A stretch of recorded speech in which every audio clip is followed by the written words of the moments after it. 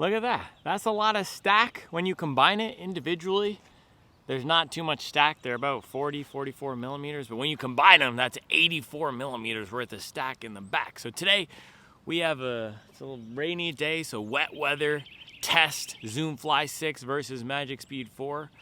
Grip test, drip test, speed test with 2 plated trainers. And if you're looking for a new plated trainer, you already know what I'm gonna say. Check out the Supwell app, the best place to buy, sell, and trade gently used running shoes. I was scrolling through it this morning and I was seeing we were moving Meta Speeds, we're moving, I can't remember off the top of my head everything we're moving, but there's a lot of good deals being made today on the Supwell app. It's also the best place to go if you want to connect with other hobby joggers and learn about how you can take your training to the next level. We had people sharing insights on how their speed workouts are going. Shout out to my guy Robert Johnson.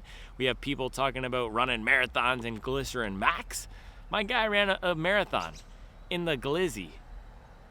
My guy ran a marathon in the Glizzy Max. That's sicko mode right there. Marathon in the Glizzy. By the way, Jeff Hardy, he coined the term Glizzy Max, and now he can't stop saying it. Glizzy Max, Glizzy Max. I love it. So today, no Glizzy Max. We're not going comfort. We are going speed. Nice little comparison here. Actually, who you calling little? It's not a little comparison. It's about to be 1 hour and 7 minutes worth of comparison materials. Nothing little about this comparison. Let's gosh dang get into it. Bang. Make sure to buy your shoes through my Running Warehouse links to support the channel. Charlie's making me say it. Q4 2024.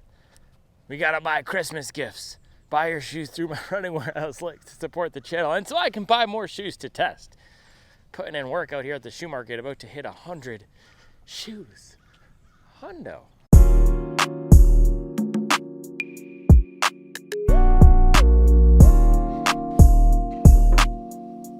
All right, man, we are back in action, hitting the books, hitting the streets, taking the knowledge from these big old chunky textbooks. This one isn't even that chunky. This is a thin guy. But man, I got this other one, Lore of Running by Tim Noakes. It's about this thick. Talk about max cushion gang. This is a daily trainer. This is only about 20 millimeters of stack. But we're back hitting the books. We are in rebuild mode. And I've been using this book here, Run Faster by Brad Hudson. I like to show you guys what I'm pulling for so you can pick it up yourself or at least know where I'm getting my workouts from. So I use Daniel's and his system when I get closer in to the race. And what I was realizing is, hey, it's not great to be hitting the Daniel's system style of training all the time. In the Jack Daniel's system, he has you doing 18-mile long runs when you're still 18 weeks. Or sorry, the Jack Daniel's system has you doing 20-plus mile long runs with 18 miles or 16 miles of marathon pace when you're 18 weeks out from a race. That's not what we need right now because I don't have any race on the calendar. I am in a rebuild season. So let me show you where I'm pulling my workouts from. Oh my gosh, I can't even find it. Here's the thing. This entire book, it's about adaptive running. His philosophy is running by feel.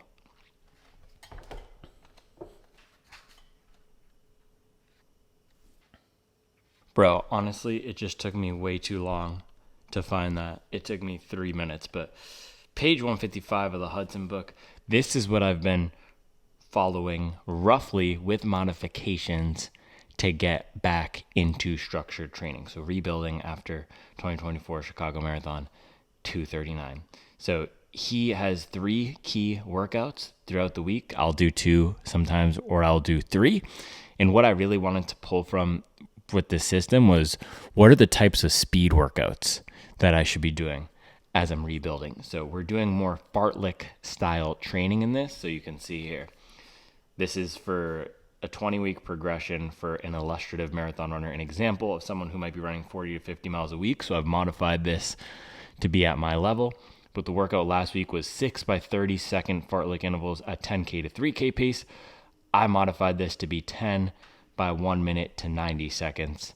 And I hit most of them at a 5:20 to a 4:55 pace. So this week it bumps up to 8 by 30 seconds in his plan.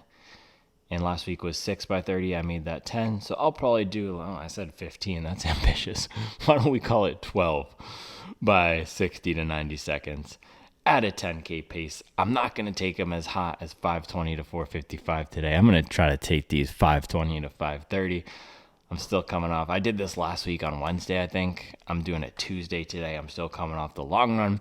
And the reason why they're fartlek intervals or speed play intervals versus being, hey, hit this at exactly 110% of marathon pace or hit this at exactly VO2 max pace is because this is the introductory period. And this is I share a lot of the same philosophy as Hudson on the way we should set up training. You have an intro phase, you have a more specific phase that's closer in to race training or a support phase, and then you have the race specific training. The way I would typically call this is first you build endurance while working on some elements of high end speed, and then you focus more in on speed, bring those paces closer into race pace, and then in the last phase of training, you hammer a ton of race pace.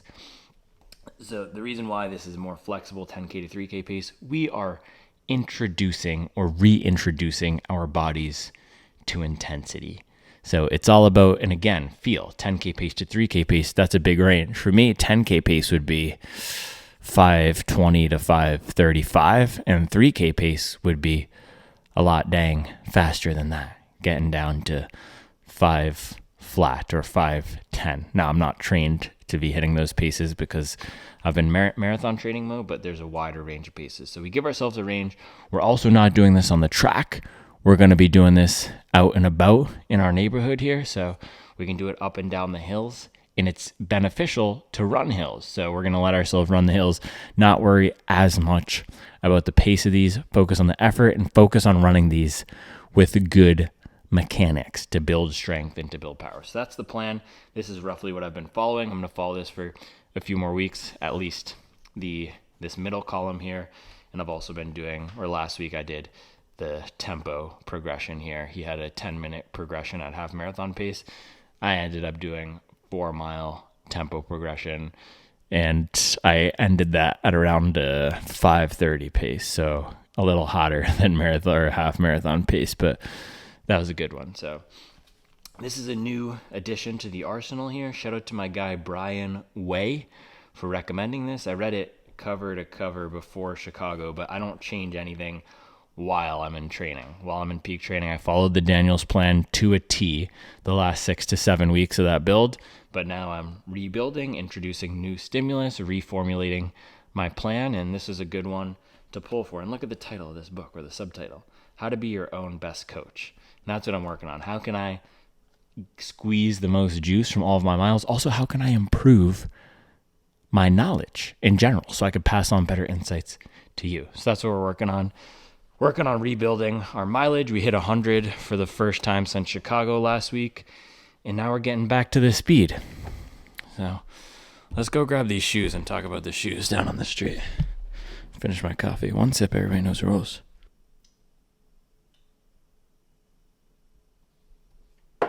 Bang, Ethiopian Natural putting in work.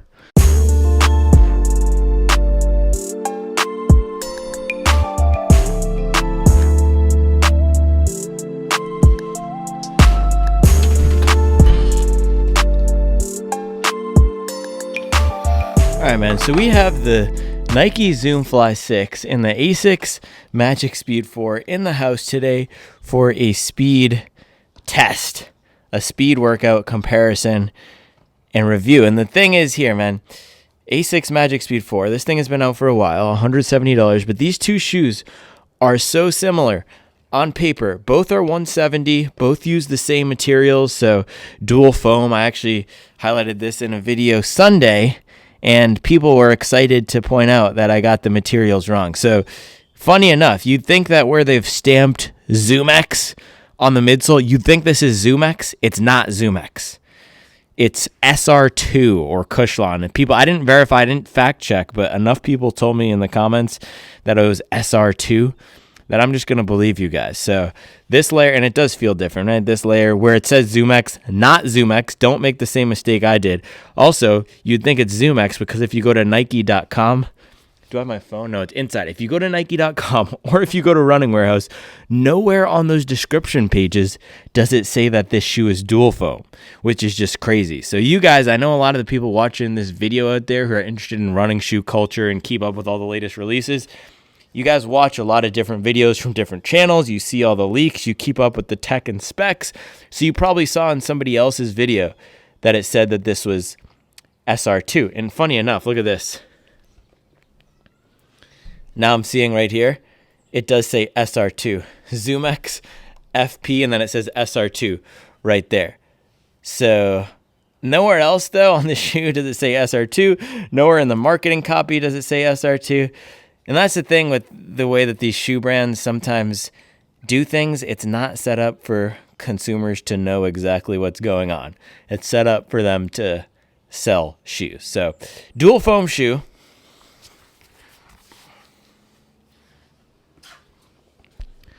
Top layer is ZoomX, so everything above the plate is ZoomX. We are in Carbon County today, as you can see through here. Nike calls it the fly plate. Bottom is a training foam that's more cushioned, not as fast. Top is the ZoomX, which is the foam that is in Nike's racing shoes. I'm still not convinced that it's the same ZoomX that's in the Alpha Fly and the Vaporfly, but maybe it is.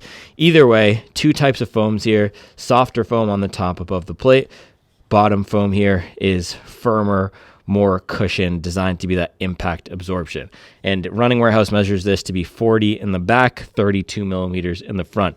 Now, in the Magic Speed here, they're also doing the same thing where they just say FF Turbo right here, which is their race foam. In reality, the entirety of this midsole is FF Blast Plus, their training foam, and they call every single foam FF Blast Plus, but it shows up differently, and it's a different formula in a lot of their shoes. And where the FF Turbo is, it's a little puck of foam above the plate, and you can see the line of the plate here in the Magic Speed 4. So above the plate, similar to the Zoom Fly, that's where you get the race foam, but it's only in the forefoot, whereas in the Zoom Fly, that ZoomX goes, and you can see the seam from the back. It goes all the way from the back to the front, up to the toe off. Now, Running Warehouse measures this in the back to be 44 millimeters, so even taller than the 40 millimeter Zoom Fly. Let's take a look from the back here. They don't look all that different in terms of the foam. It actually looks like the Zoom Fly might have more stack, but not a huge difference. One difference, though, is in the Zoom Fly, there's a heel bevel, or what that means is a cutout of the foam. So it cuts like this, same geometry as the Alpha Fly. The Vaporfly from Nike, the racing shoe, actually extends the foam off the back, but the Alpha Fly has a similar vibe here where it cuts out. In the Magic Speed 4, we're not having that. It goes off the back. There's more of the caboose where it hangs off of the back. Now, one difference other than that is the width. Magic Speed 4 was moderately unstable. And again, looking at this comparison here, you will see that the Zoom Fly is wider. I actually found the stability to be good on this shoe. Now, my experience with both of these shoes so far, I have 23 miles in the Zoom Fly. I did that 23-mile long run on Sunday, and people were disappointed. People were disappointed in my disappointment. I don't know what to tell you. I didn't like it that much. It felt like I was slamming up against the plate in the forefoot at some points in the run, and you can see there's not a whole lot of foam above the plate here, and this foam in general, Nike's ZoomX, is very soft and compresses a lot regardless of what formulation it is, whether it's the 100% PIBA that's in the Alpha Fly and the Vaporfly, or if it's the Vomero type of ZoomX, or if it's the Invincible type of ZoomX. They all compress a lot. Somebody asked me for what's the best Max Cushion Gang shoe with ground feel, and I said Nike Invincible because that ZoomX compresses a lot. So it was compressing a ton for me on the forefoot, and at times felt uncomfortable, like I was right on top of the plate. However, reviewing my splits for that run, and I'll throw it up here, I was holding a pretty solid pace. I was clipping off 7 flats, 650s. I dropped down to 720 at some points, but performance was good. It was fast enough, and the faster I went, the better it felt. So likely not going to be my long distance cruiser or the long distance cruiser that I would recommend. Shoes like the Hokamok X2, Puma DV8 Nitro 3, Brooks Hyperion Max 2, those have more of that cushioned comfort with speed. This reminded me a lot of the shoe that we have on the slate today for comparison, the Asics Magic Speed 4, more of a shoe that I want to take out for a fast workout. So that's why we are taking this out for a speed workout test, doubling back so quickly. I want to make sure that I put the right analysis. I need to put some respect on the level of analysis I'm bringing to the Zoom Fly 6. I heard you guys, it's an important shoe. You want a fully fleshed take on it. So that's why I'm doubling back, doing the speed workout test today. For the long run, after that, I said this shoe was a 6.5 out of 10. That feels right for long run performance. Doesn't feel that this is optimized for the long run. And Nike doesn't quite have a training shoe designed to perfectly execute a marathon style long run. I actually think the Alpha Fly is the best one for that, and the durability on that shoe is solid. But until we get the Tempo Next Percent 2 or until we get the Alter G prototype, this will be the shoe that we have to put up against those other shoes in the category that can do the long run better. A lot of people love the Super Blast for that. This is not, I don't like the Super Blast for that, but this is not a Mag Max competitor. This is more of a Saucony Endorphin Speed 4 and Asics Magic Speed 3 competitor. So experience with the Magic Speed so far. Another shoe that I didn't love after the first run, and I came around on it. So sometimes I do change my opinion on it after using it in different contexts. So first run that I did in this shoe was out in California, actually. I was at the Running Warehouse event. By the way, if you're going to buy either of these shoes, please do it through my Running Warehouse link. It helps support the channel. I bought the Zoom Fly with my own money, and it just means that I have the money to buy these shoes myself. That's what I do with the affiliate revenue. That's what I do with the YouTube ad revenue. So you watching the videos and buying your shoes through my Running Warehouse link ensures that I can buy these shoes myself to test them. Sometimes I do accept shoes from the brands, but it just makes it a lot easier. I don't have to worry about emailing random PR people and whether or not they're going to ghost me. But yeah, I did not like this. I called it the mushy highlighter at first. I did a similar workout to what we're going to do this morning in it, but out in California. Also, legs were probably tired. Did 10 miles with some fartlek style repeats. And then we went to the track same morning, and I ran a 4:54 mile on the track after doing that donut challenge out with Running Warehouse in this thing. And on the track, I also didn't love it because it felt super mushy. But flew back to Mint Hill, took it out the week after, and did a 25-mile day in it. So a 17-mile morning workout with some 1 kilometer repeats at around a 5:17 pace, and it performed really well. I was impressed at the snap, I was impressed at the cushion, and I didn't feel the plate as much as I expected. Now, this is a softer foam here. This FF Blast Plus is probably even softer than what we're getting out of the Zoom Fly here. Yeah, it's definitely softer to the touch. This bottom layer I said the other day, it feels like a Nerf football or a stress ball. It feels like foam, like foam you'd find in a consumer product, like an office chair or something. It doesn't feel like any other running foam. So more of that impact absorption foam on the bottom. The issue is that on top of the plate, you get the super soft foam.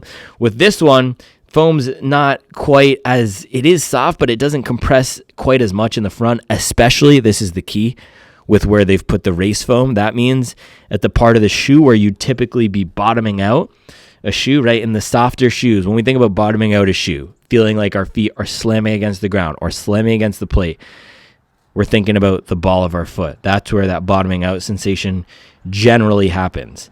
In this shoe, bang, you have the FF Turbo right in that place where you'd expect to get the bottoming out. So that prevents that from happening. And bonus, you get more bounce because that's where the race foam is. So through that 25-mile day, this was awesome. I doubled back later in that day, and I did an 8-mile run at probably a 7 flat or 6:50 pace. This was in the peak of marathon training, and it performed well. So today we're going to do the head-to-head Magic Speed 4 versus Zoom Fly 6. We have some wet terrain out here, so we'll get about 5, 6, 7 miles in each shoe, test them with some faster pace, getting down to 5:20, 5:30. I've already done high mileage tests in both of them, so I can give you my thoughts on how they perform for high mileage, but this is purely a speed test. Speed and wet weather test. And man, it is truly November. Can you see the leaves falling? There's leaves falling over there. It's also it's so stripped. Man, it's so stripped. These are the toughest months, November to February. It's just gray. It's stripped. We don't even have any slugs out today. No slugs at the shoe market.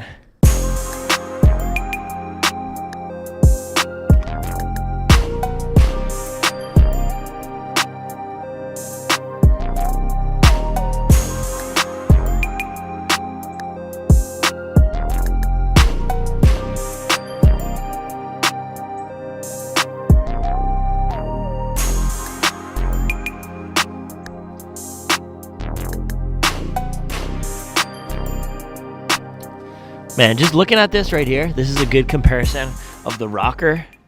Look at that. You can see the Magic Speed 4, way more aggressive rocker. Look how much that toe is pointing up right there. All right, man, fit and feel comparison of the Zoom Fly 6 and Magic Speed 4. Let me just get my feet inside both of these quickly. And man, best part of the Zoom Fly here is the upper. This upper is perfect. Up there with the Hyperion Max 2 upper for best training upper of the year. And I know a lot of people were upset with the Hoka Mach X2 and the upper on that around the back. Man, this is so, yeah, not even a comparison. Step in feel 100% goes to the Nike. Look at this. Perfect amount of cushioning in the back. It cradles the foot without being too restrictive or aggressive. Good padding all throughout while still having that lightweight race feel. The upper on the Magic Speed 4 is trash. This is a bad upper. And I don't get on these uppers too much. I think this is probably the only shoe that I've really commented on the upper being bad. It feels cheap. I said this in the first run review. I said this in the 25-mile day. I didn't even remember until I put it on my foot. And it's not like holding it in your hand, you'll notice, but just seeing these two side by side, the upper of the Magic Speed 4 is it's not even close. The materials feel worse. The fit feels worse. If you saw me struggling to put it on, it just doesn't feel dialed in. And then as I'm lacing it up, it feels narrow and loose at the same time. So the fit and feel 100% goes to the Nike. Also the looks. I like the way the Nike looks a lot better. Yeah, fit and feel here. We're going to the big swoosh, not the Asics Tiger. All right, now walking around, neither of these are going to be all-day comfort shoes. If you want that from Nike, you have the Vomero, you have the Zoom Structure. I'd probably go Vomero or Zoom Structure or even Infinity Run for all-day standing comfort. From Asics, you have so many good options for that. I'd probably go Nimbus 26 or Nimbus Mirai out of my personal collection. Both of these are running shoes and speed shoes, not walking comfort shoes. But walk test here.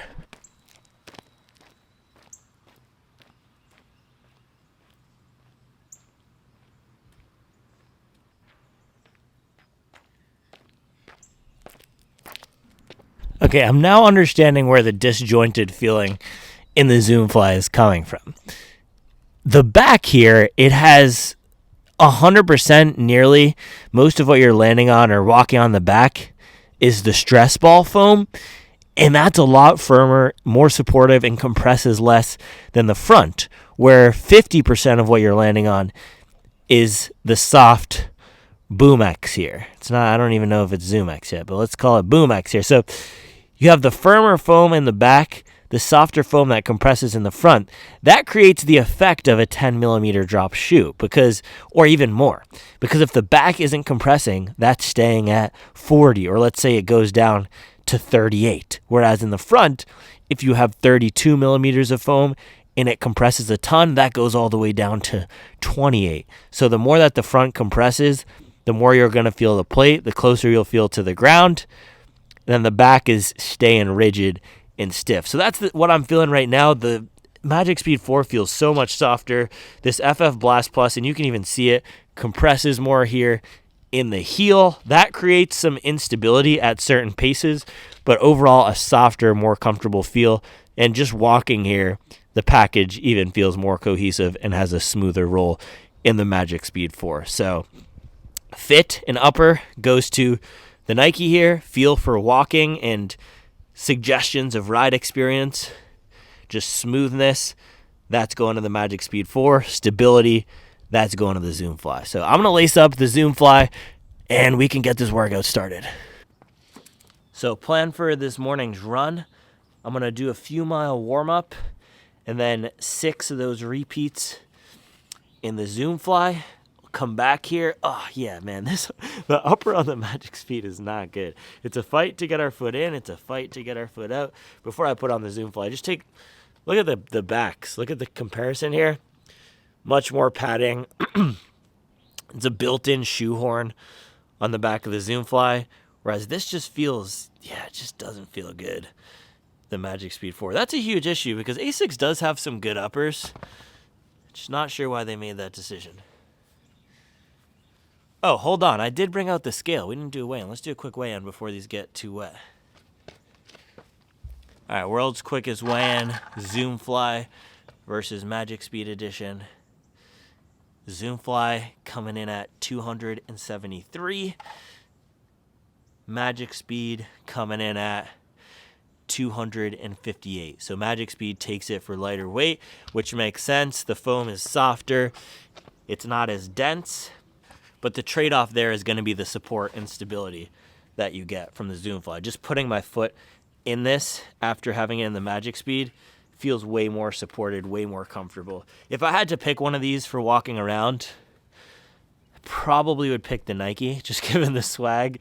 But I like the heel feel and the stability of this. But man, just standing, I can start feeling some suggestions of this carbon plate coming through on my forefoot. So clean slate today. Every run is a new experience. I'm going to wipe away the mediocre 23-mile long run today in these and just focus on the performance at faster speed. So with that, let's get this run started.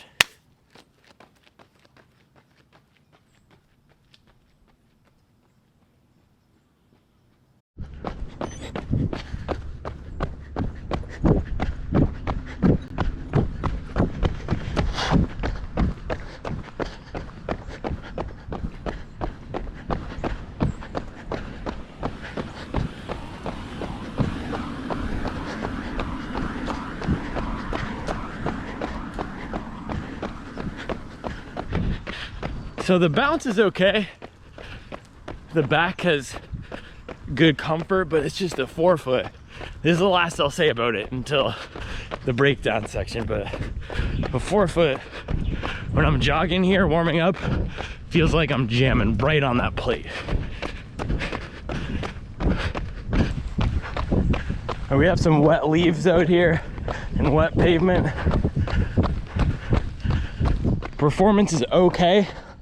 Not gripping as much as Puma,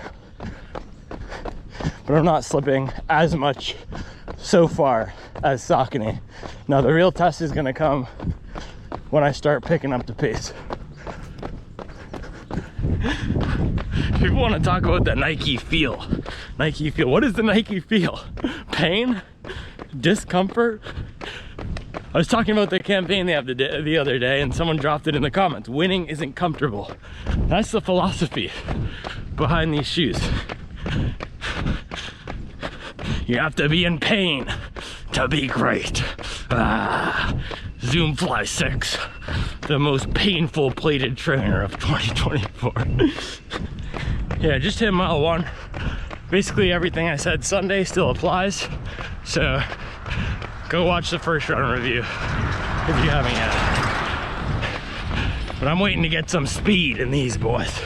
So the number one thing that people say when they don't like my take on a shoe is, the shoe's not for heel strikers, mate. You're not using the shoe correctly. I don't even know what that was. Irish Cockney.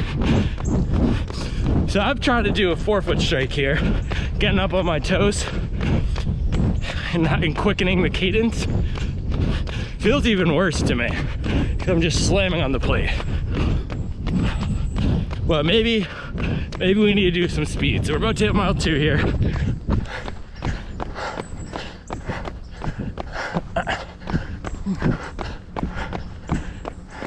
Man, I really did not want this to be a Nike Zoom Fly 6 burial tour. All right, that was mile 2, 6:56. Let's hit the first rep here.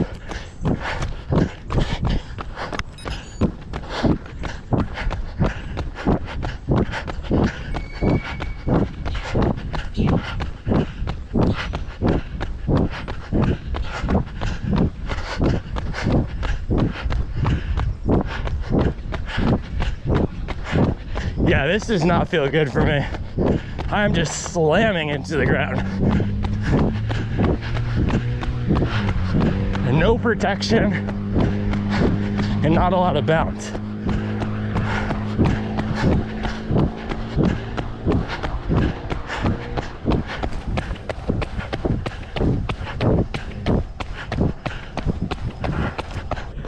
All right, that was 57 seconds, 5:28 pace. Man, this shoe feels better when I heel strike because I can get that stress ball foam underneath my foot. When I'm forefoot striking or running fast, it feels like there's a carbon plate just strapped to my foot. And there's not much between my foot and the ground and the plate. So I'm gonna just grind out 5 more of these. Unless I have something positive to say, I'll see you back at the shoe market to change into the Magic Speed. All right, just hit the 5th rep, 5:26 pace, 57 seconds. And now that I'm running fast, the grip on these is suboptimal on the wet pavement. It's not giving that bite. And yeah, look at this.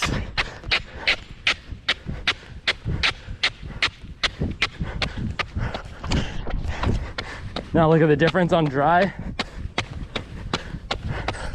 On the dry, it completely sticks. On the wet, it skids.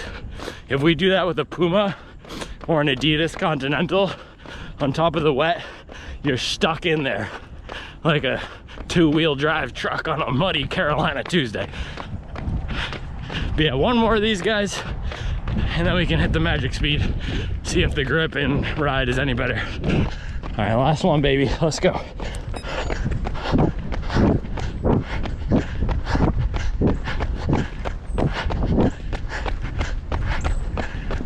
And one last thing on the Zoom Fly before we get back. Where this feels best for me is heel striking at a 7 flat pace. Basically, if I can put as little pressure as possible on the front of the platform and not feel the plate, then it's fine. But as soon as I land midfoot or pick up the pace, put force down through the front, we are in carbon hospital. Yikes. This is the best plated trainer for Barefoot Mafia.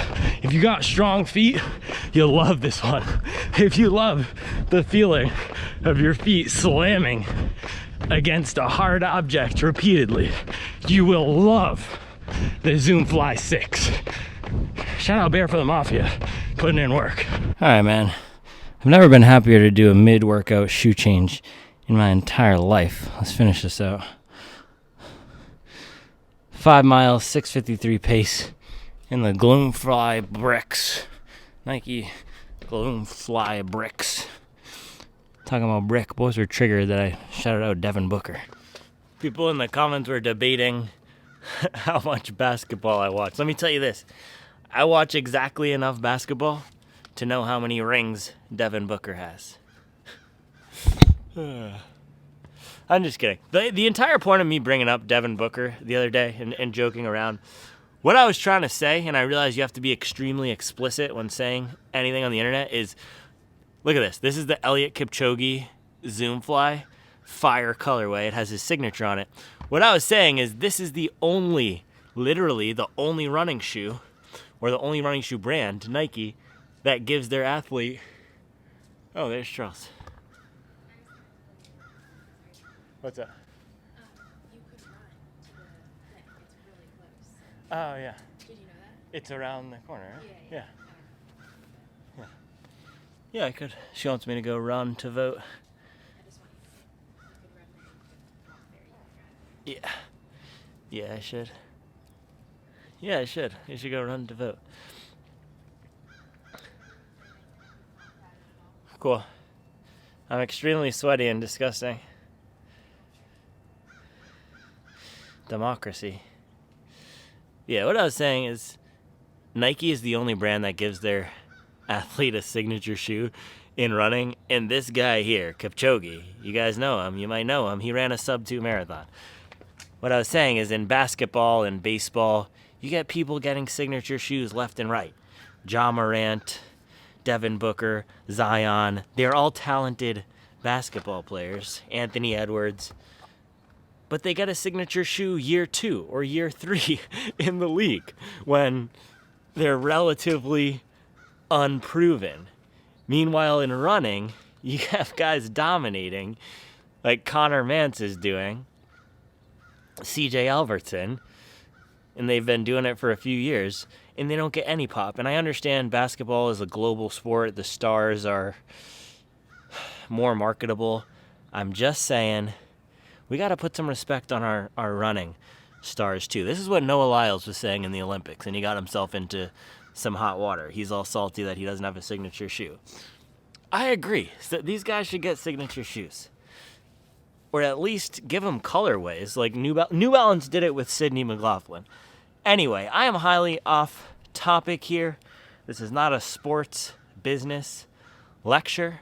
Or maybe it is. Maybe it is a sports business lecture. And if we're talking sports business, Asics has been killing it in the performance running department. So I am excited to run the Magic Speed 4. We're going to run back the same thing we just did. Let us do it.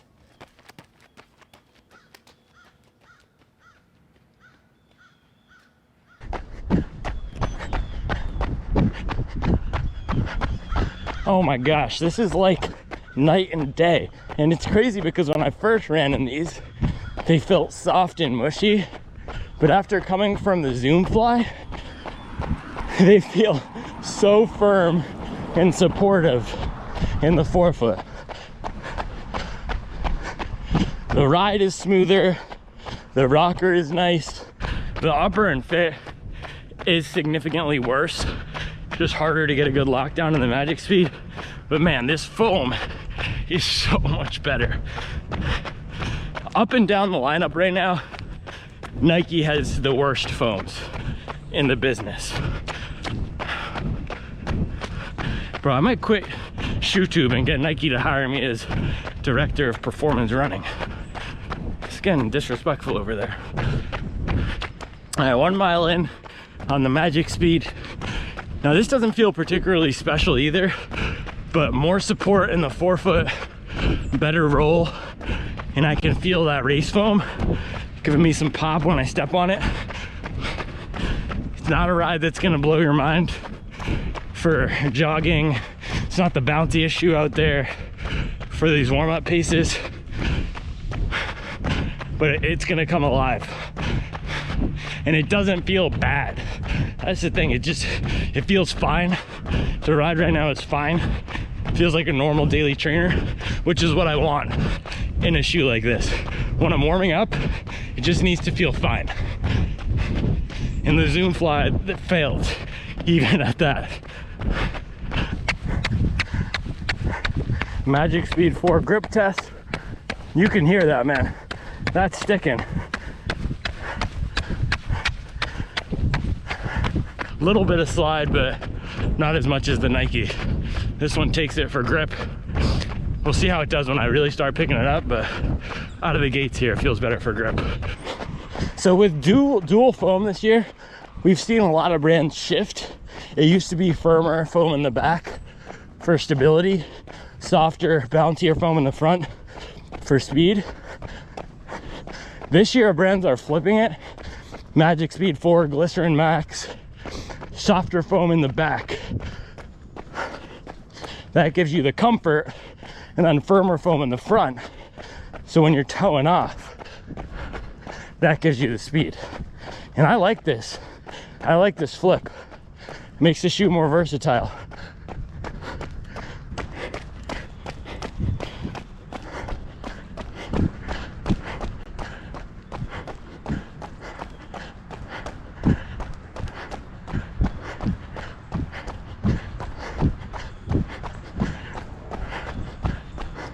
Now, I typically wouldn't stop to do 3 miles of jogging in the middle of a workout, but I want to keep the stress today on the body low. So it's a good opportunity to test these two shoes, and I wanted to replicate the same loop, same workout in both. So that's why I did 2 miles warm up, even though I'm already warmed up. All right, time to do this thing. First rep.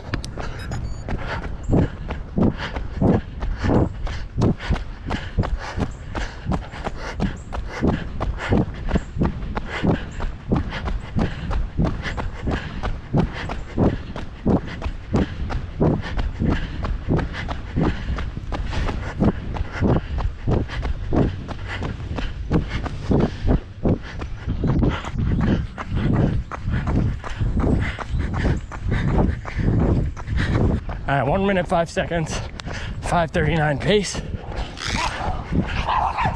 We got the dogs.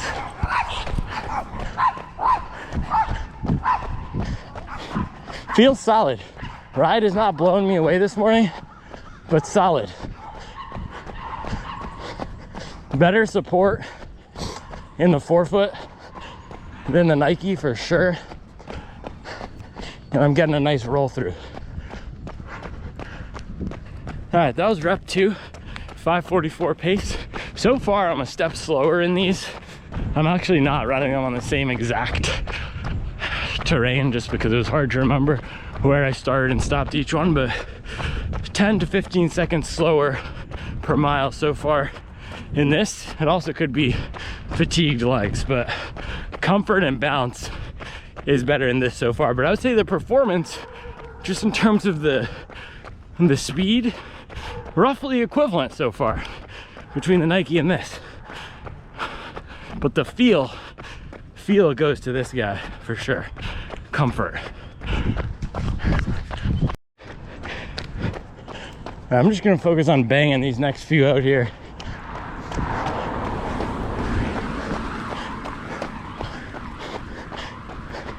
Rebuilding, man. It's always hard getting back into the flow of workouts. I'll see you on the other side. Yeah, I'm hitting 540s and 530s on these today and this. I'm tired, but also Magic Speed's 4 is not giving me a huge performance boost. These are pretty equivalent to maybe even slight edge to Nike because I was faster, but of course this is the second set, so I'm more fatigued. But all things considered, and this is not meant to be a perfectly scientific test, but roughly equivalent to maybe even Nike takes it for the speed performance. Based on the splits and based on the feel out here, my effort right now is the same as on the first set, but I'm 10 to 15 seconds per mile faster. And that could just be the fatigue and the tiredness, or it could be partially the shoes. And on Sunday when I was running the Zoom Fly, people were trying to discredit my analysis, saying I was running on tired legs. Yeah, that's marathon training. We were running on tired legs a lot. You'll hear the best marathoners talk about it. Des Linden, Kara Gosher. They always talk about how the best marathoners are the ones who can train hard on tired legs without getting injured. That's really the entire point. It's fatigue resistance. So I'm gonna continue doing workouts on tired legs because that's how you get stronger and become a better marathoner. But I'm also gonna continue reviewing and analyzing these shoes, whether my legs are fresh or not. And the best training shoes give us that pop on tired legs and help us execute. So in that regard, this one does feel better, especially at this, I don't even know what you'd call it, jogging pace right now. I'm getting way more pop than I got from the Zoom Fly. But when I pick it up and hit the splits, not as fast, at least so far. But we have 2 more. Let's close it out here.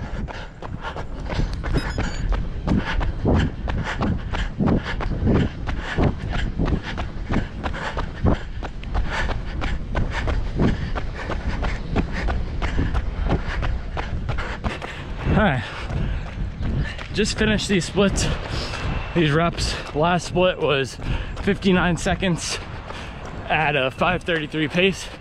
Just for some context here, now there's a variety of factors that are going into this.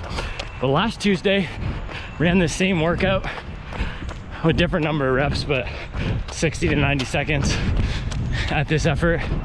I ran it in the Mizuno Wave Rebellion Pro 3 Beta, which is a crazy race shoe, super unstable, but a race shoe nonetheless, with an awesome race foam, carbon fiber plate, all that good stuff. I was also coming off of a 20-mile long run versus a 23-mile long run this week. And I believe I did that, no, I did do it on Tuesday, so still 2 days after. But fresher legs, faster shoe. I think those are the only two different factors from today. And I was hitting these at a 450 to 520. Today, I couldn't muster a single 520. So that's fatigue right there. And it also is the benefit of some of these race shoes. They're not gonna give me 20 seconds per mile, but 10 seconds per mile, 5 seconds per mile, sure, for sure. So when we're looking at our training, we have to take into account all those variables. That's also why I do a lot of my workouts in peak training in the race shoe. I feel faster, I feel more efficient. When I'm hitting faster splits, that gives me the mental confidence that I can race faster. If you want to run the best, you got to train the best. And those are the shoes that help me train the best. So neither of these $170 shoes today can compete with even a race shoe that I wouldn't consider the best. What? I need my ID.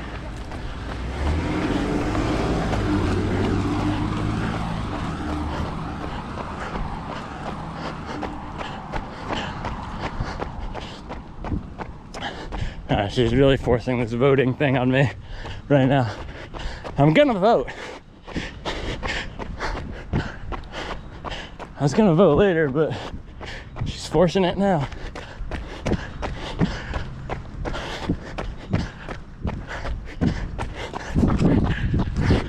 Shout out to Charles and her civic responsibility. I was gonna vote, just not up to the voting booth in this sweaty Supwell shirt.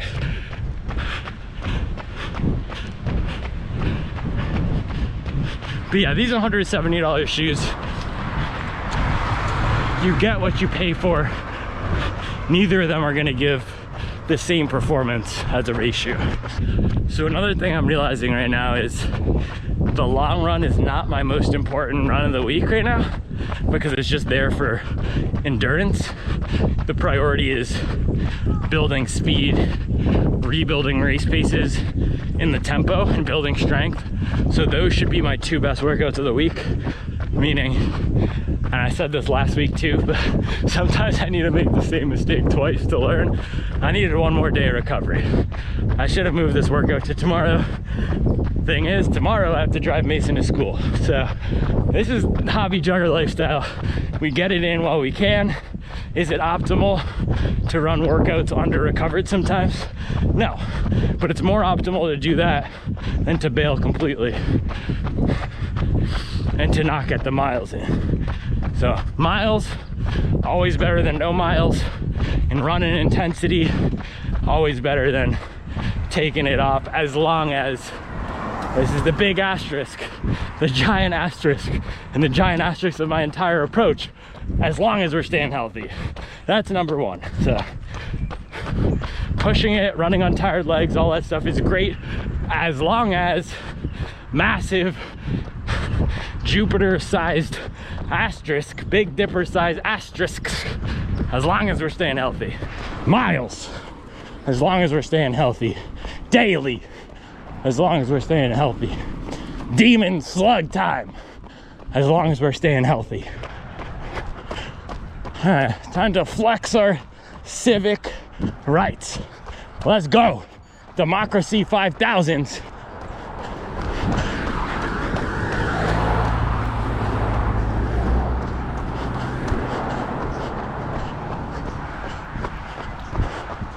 Little boy's still living in China. Can't even vote.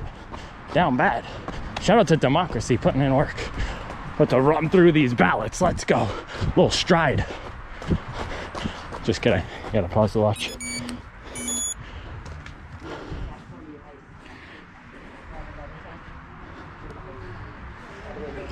There you go. Thanks.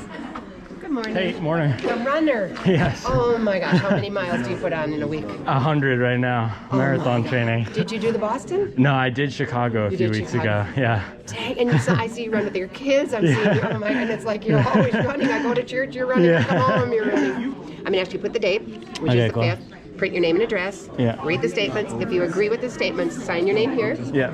And then take this form and your ID to the table back there. Okay, cool. Thank You can use that table. There's a pen over there. But we gotta put in the work, the ballots.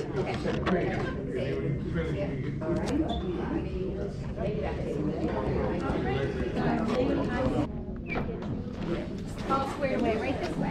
Hey. We got a junior. Are you a junior, Bob?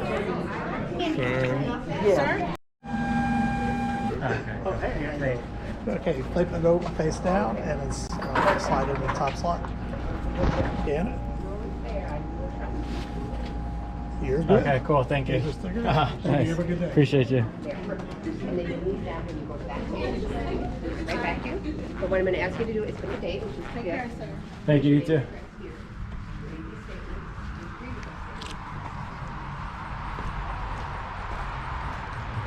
Shout out to democracy putting in work, man. It's too late to tell people to vote. Maybe I'll do a post saying go vote. Go vote. Feels anti-American to vote in a pair of Asics, but we did it anyway. I'm gonna hit this cool down and go home.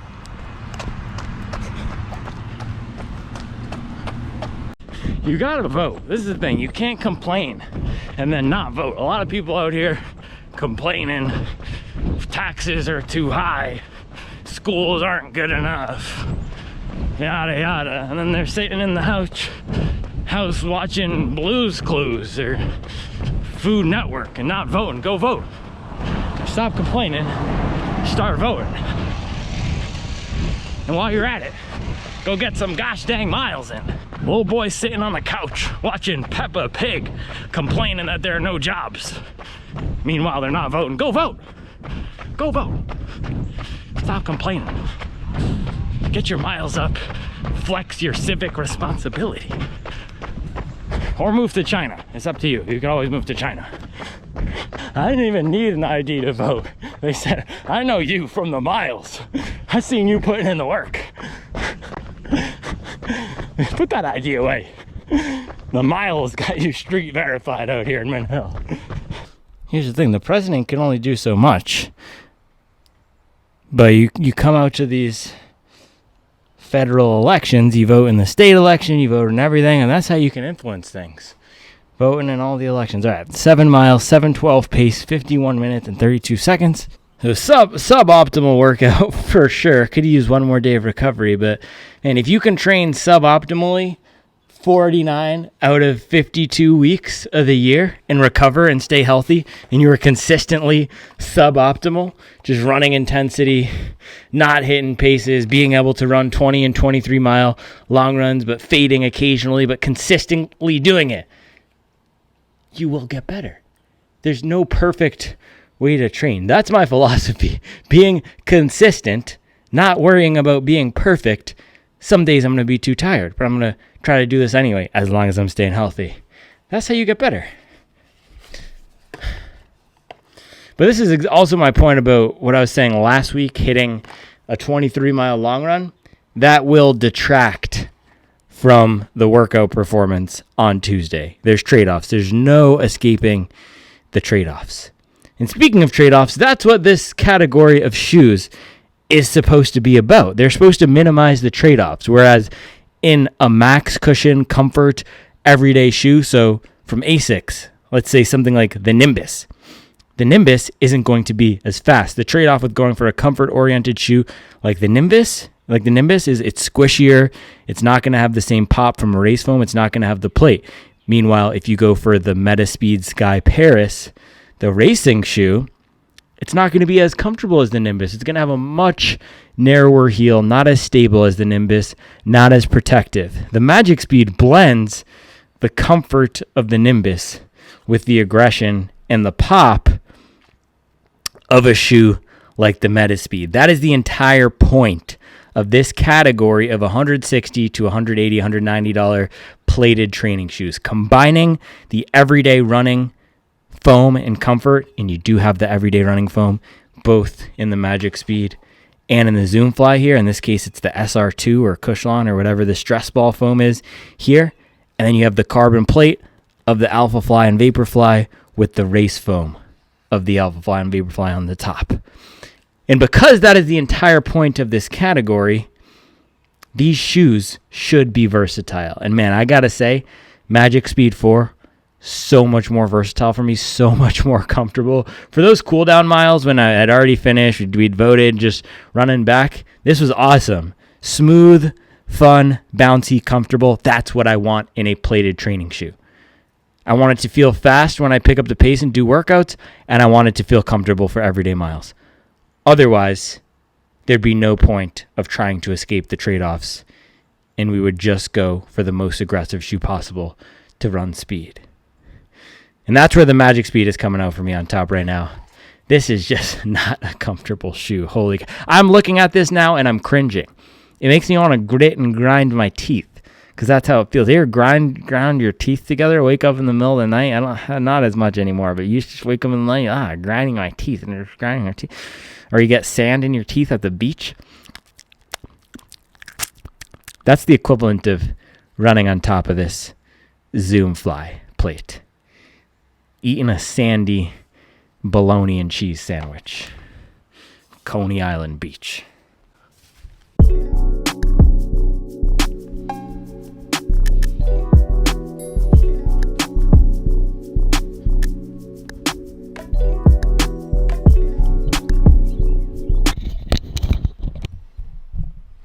And out here in the Carbon County sweater, and it's not even cold. It's warm. This is a warm election day, unseasonably warm election day. And these are two good looking shoes, two cool looking shoes that approach running shoe design differently. This one is just swag. If we're talking swag, Nike takes it 100% on the looks. I think that's probably the only category Nike. Upper. Nike takes on the upper as well. All right, hold on. I have to refuel here. Spiced apple cider from Trader Joe's. One sip. Everybody knows the rules.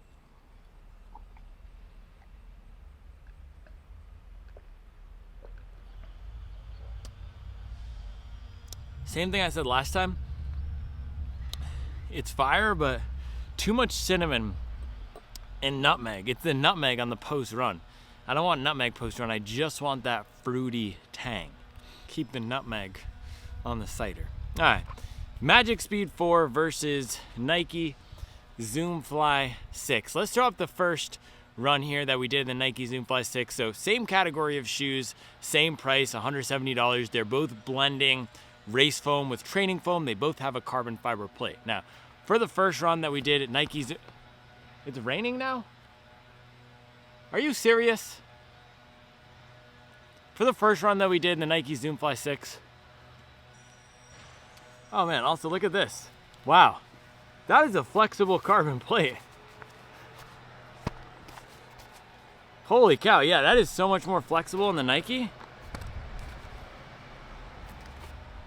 It's not even a real carbon plate, and I'm still slamming my foot against it. But first run we did in the Zoom Fly 6, a few miles of warm up into that, I was gonna say race pace, I guess it's race pace, 10K pace. We might need to go up on the steps because it's really coming down now here.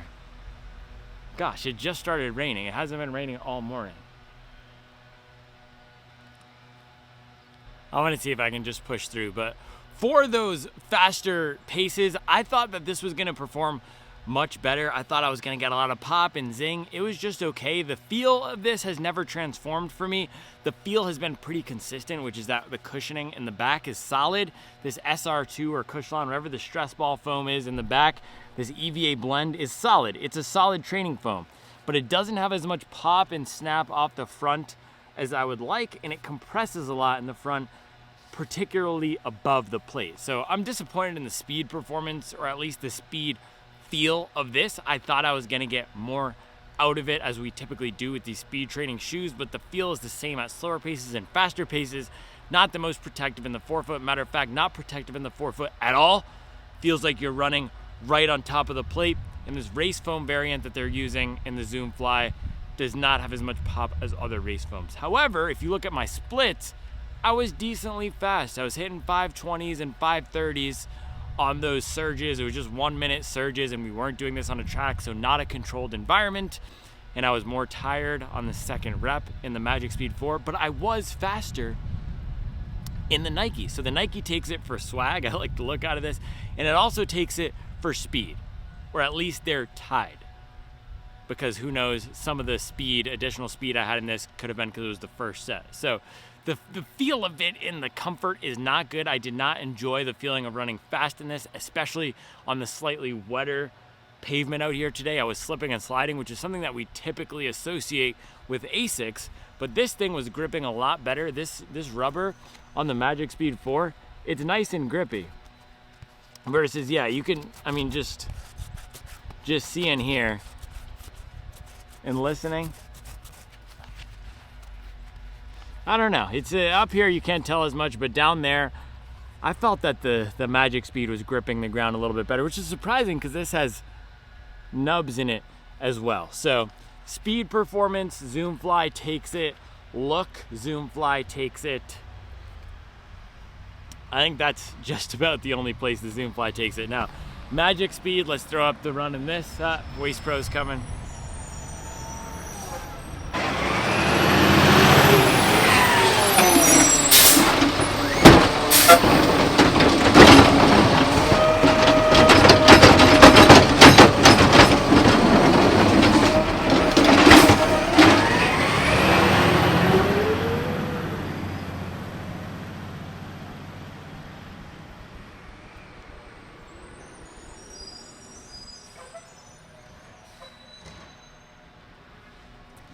Oh, the trash juice smell is back.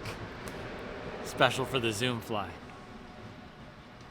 Yeah, second set in the Magic Speeds here. Let's throw it up. I was clipping off 530s and 540s. I could feel the fatigue. And again, at this stage of training that I'm in right now, base building, intro period, it's not so important to hit specific paces.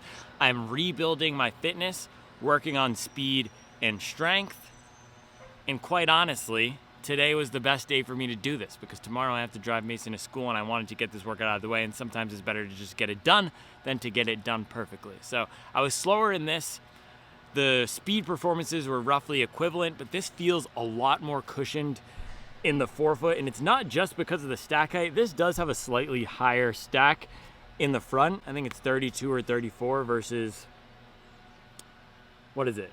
Yeah, it's at least 34 in here versus 32, so not a huge difference. And visually, you can see it doesn't look like a huge difference. The main thing is you get the puck of race foam, and I did not have a bottoming out sensation at all. I did not have a feeling of running on top of the plate, and I can't even feel the plate in the Magic Speed 4. And where this felt best for me today, flies and rain and everything, we're just gonna power through. Where this felt best for me today was at those everyday paces, the warm-ups and the cool downs, especially the cool down after I'd run some pace in this shoe and I was just locked into a nice jog back home from the voting polls. Shout out to Democracy putting in work.